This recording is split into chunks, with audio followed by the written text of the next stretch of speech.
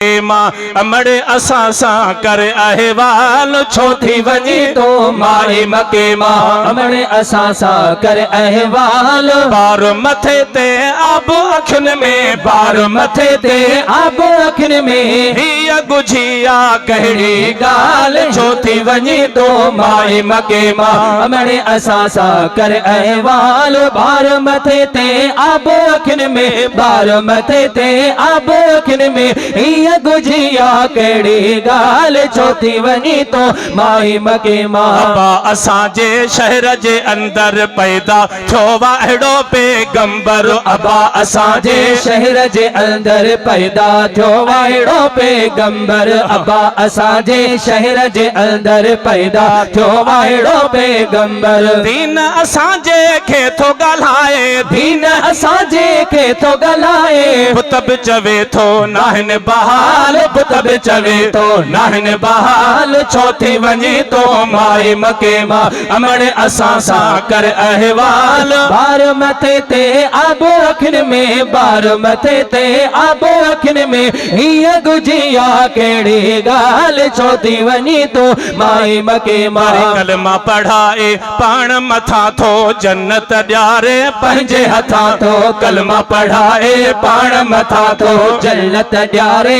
पंहिंजे हथा तो कलमा पढ़ाए पाण मथा तो जन्नत ॾियारे पंहिंजे हथा तो चंद्र बिचीरे आव सवारो चंद्र बिचीरे आव सवारो कामिल जामो बुध में कमाल कामिल जामो बुध में कमाल छो थी वञे तो माए मके मां अमड़े असां सा कर अहवाल बार मथे ते अब अखिन में बार मथे ते अब अखिन में हिय गुजिया केड़ी गाल छो थी वञे तो माई मके मां अमड़े असां सा कर अहवाल छो थी वञे तो माई मके मां गाह नबीअ ते पया जन जी चरिया दीवाना सेव्या बण जी निगाह नबीअ ते पया जन जी चरिया दीवाना सेव्या बण जी निगाह नबीअ ते पया जन जी चरिया दीवाना सेव्या बण जी सबको सदेस तो आहे मोहम्मद सबको सदेस तो आहे मोहम्मद सबको सदेस तो आहे मोहम्मद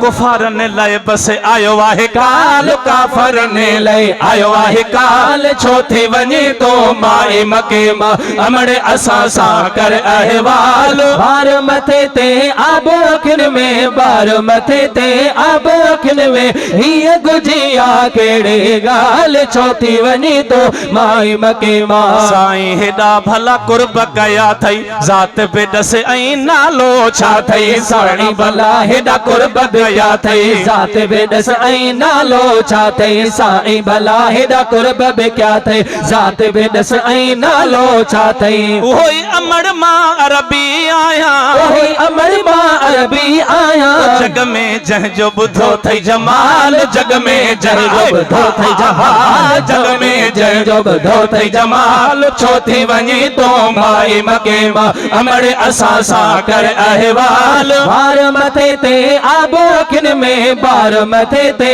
अब अखिन में हिय गुजिया केड़ी गाल छो थी वञे तो माए मके मां री कुराड़ी कदमे अपे